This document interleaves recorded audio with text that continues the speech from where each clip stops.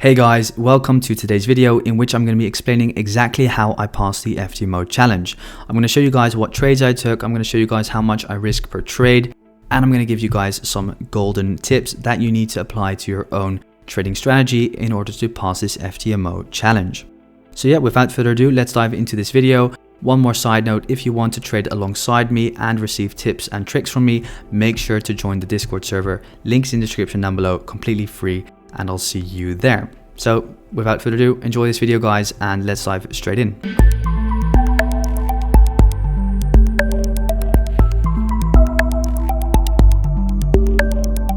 So to kick off this video, let's just look at the general details. Account size of this FTMO challenge was 25k. Reasoning why will be explained at the end of this video. Account type, swing account, mainly because I like holding trades over the weekends at time. Furthermore, 1 to 30 leverage is more than enough in my opinion. And last of all, platform was MetaTrader 4, mainly because I have multiple accounts which all run on MetaTrader 4, therefore MetaTrader 4 is just the most convenient. So let's have a look at my balance in regards to profit and loss. As you guys can see, first trade was break even, then a loss, break even, and then another loss until we were just under 4% in drawdown. So first tip of the day, do not get emotional when in drawdown and do not stress when in drawdown. Drawdown is just part of the game. Not a single chart in the world will only go up. That's what you have to remember. All of us traders, even me as a professional day trader who trades every single day, I also have losing days, I have losing weeks, I have losing months. Not every single day, month or week is going to be the same and is not going to be a winning day or week or month. That is something that most traders lie about, are not honest about, because every trader will have those days or weeks or months that they are just not feeling the markets, that the market is not cooperating with their strategy, and that is just something that we have to accept as traders. So with that said, main tip, do not get emotional. If you have getting emotional problems or if you have psychological problems when it comes to trading, make sure to reach out to me through Discord. Link is in the description down below. So looking at the amount of risk that I took per trade, this is again one other tip of mine on how I passed this FTMO challenge. I risk 2% per trade until 6% drawdown has been met. Once 6% drawdown has been met, I only risk 1% until I am back at minus 4%. Reason being is because of the trading objective of 10% within 1 month that needs to get achieved or needs to be achieved. 10% in 1 month with 1% risk can be a lot, because on average as a trader I would say I do, let's say, 8% a month, and 10% is just above my average, therefore it can be very tricky at times. So depending on your strike rate or your win rate, I would adjust the amount of risk that you put into a trade to the trade. So let's say with me I have, let's say on average a 75 to 80% win rate. That means that a 2% risk per trade is easily doable. But let's say you only have a win rate of, let's say, 50 to 60%, I would say to stick with a maximum of 1.5% risk per trade, because otherwise you can get into very steep drawdown very soon in towards your challenge. And as we can see, getting into drawdown can make you emotional. So after reaching that drawdown point, as you guys can see, as we know, after losses will always come winners. So once I had those 2 losses and 2 break-even trades out of the way, I was only on that winning streak, or I was only winning trades. And as we can see, we went straight all the way from just under minus 4% drawdown. So let's say 14% needed to be achieved to get all the way to that 2,500 profit target. 14% was achieved with approximately 10 positions. These 10 positions were divided into separate positions, or let's say I only took, I think on average, 3 or 4 trades after each other, which were all winners. These were divided into smaller trades, so let's say of 1% each, or 0.5 or 0.66. I do not exactly remember the amount of risk that I took, or the amount of trades I divided that 2% risk trade into. But essentially, I'll show you guys later on in this video the trades that I took. But essentially what it's all about is that you can see that after those losses will come winners, and that is something you have to accept. And I think that the only way to really accept that losses are part of your trading strategy is by backtesting your trading strategy thoroughly, because you need to backtest your strategy to the fullest to understand the amount of losses that can come with your trading style. Because let's say you have not backtested your trading strategy, you will never know how much maximum losses after each other you will or will be able to see occur. Because at times I know that for instance, that a maximum of, let's say, around 5 trades in a row of loss can happen. So when I see 5 losing trades, I always know, okay, after that 5th losing trade will come a winner. And that's something that will give you resurgence when trading and will make your trading life just so much easier. So just heading over to trading objectives, what we can see over here is that a total of minimum 10 trading days is needed to pass the FTMO challenge. So I still have 3 days to go. But yeah, for the rest, max daily loss was passed. So as you can see, $574 max daily loss was achieved. Max loss in total, $2,500 was passed, and my trading objective of $2,500 profit was also passed. So that was all for the FTMO details. Without further ado, let's dive into the trades that I took on this challenge. Okay guys, so to begin with, dollar yen, my first position, or one of the first wins that I took. In this video, I'm mainly just going to be focusing on the wins, as if I also discuss the losses, etc., it's going to be such a long video. So I'm mainly just going to be focusing on the wins for you guys. If you have further questions about my losses, make sure to just contact me through Discord.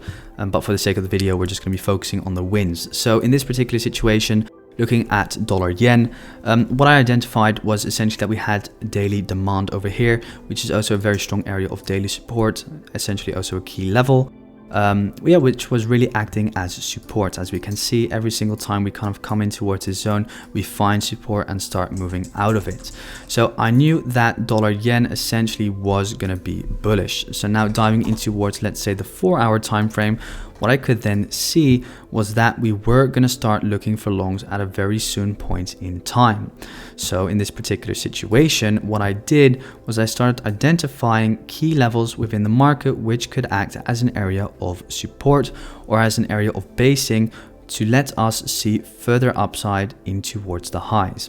So in this particular situation, I knew we had daily demand, and in daily demand, I was then looking to stack a zone with, let's say, a 4-hour area of demand. And I knew, okay, there is an area of 4-hour demand situated over here, because as we can see, massive drop in towards the lows, base forming, and then once again, massive upside move in towards the highs. Just quickly getting out the 50% body candle indicator, we can also see that this is a 50% body candle.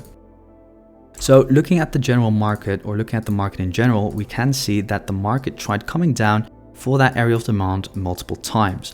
And what I really like about the market is that if the market tries to shift towards that area of demand within the market, what you'll often see is that every time that if it just doesn't touch that zone, the final move in towards that zone will see a very strong move back out of it. And that was simply the case over here in this particular situation, because as we can see, once base forming happened within this area of demand, we did see that massive impulse in towards the highs. And remember guys, once again, a drop, a base, and once again, a rally. Then market comes back down in towards that basing zone and the market moves back out again. Simple market structure, simple market dynamics. So looking at the market here on the 4-hour, what we could see was that we had the base forming. So what I was waiting for on the lower time frame, which is the 1-hour, was for that breakout out of this area of consolidation to occur. And that was when I started buying the market. So what I was looking for was essentially a Fibonacci structure. So let me just draw in this trend line for you guys, because what I saw over here was that we had this downtrend. Essentially, trend line starts breaking in towards the highs. And then what I do is draw in the fib over here. And then if you dive in towards this lower time frame, we can then see is that we came back towards the 618 Fibonacci retracement, created a double bottom structure over here, and this essentially is the area from where I decided to go long. So from there I went long back up in towards the highs, with my first target being the -27 fib, stop loss just underneath the lows. First target being the -27 fib, second target being the -618 fib. So by doing this, or applying this strategy of stacking zones, stacking supply and demand zones from, let's say, the daily to the 4-hour, we know that we can get those stronger supply and demand zones. Then just look for a simple structure break and then for the fib setup. By applying this strategy time on time again, you can really achieve some great risk rewards. So as we can see, just going to get it back for you guys. This particular situation, the risk reward on this trade was approximately just over 3.4 3%. And as we can see, yeah, market just moved straight in towards the highs, rocketed in towards that minus 618 and that minus 27 fib extension level, which were my take profit targets. So with dollar yen discussed, let's head over to my next trade, which was gold long. Okay guys, so my gold long trade, which is a little bit of a more complicated trade, a more advanced trade for you guys. Some of you might not fully understand this, but let's just give it a try. So in this particular situation, what I was looking for on gold was a long back up in towards the highs. Why? Well, let me just delete these trend line and zones for you guys just to keep it a little bit more easy. If we start on the daily time frame, what I identified on the daily time frame over here was this basing candle. So this is a 50% body candle, and if you look at this over here, we have a rally, a base, and then a rally. People in the community in the Discord server will understand exactly what I mean. So then diving in towards the 4 hour, once again we can see a rally, a basing structure, and then a rally. So the market comes back in towards its basing structure. Straight away we see a reaction from it. Well, now diving in towards, let's say, the lower time frame. So let me just dive in towards the 30-minute for you guys. What I was seeing was that we had a structure break. So over here we had a structure break in towards the highs, and as we can see, we were moving in towards the highs after that downtrend break. So I was looking for a 618 fib retracement. However, that retracement never came. What I did see, however, was a very long period of consolidation.